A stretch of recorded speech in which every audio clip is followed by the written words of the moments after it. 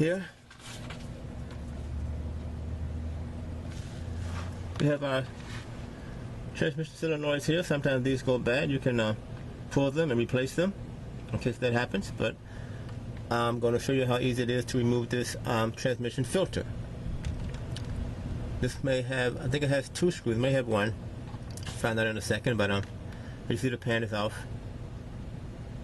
And this is the transmission filter. We're going to remove that and show you how easy that is. We have the transmission solenoids here.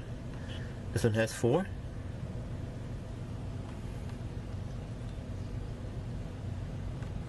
One, two, three, 4.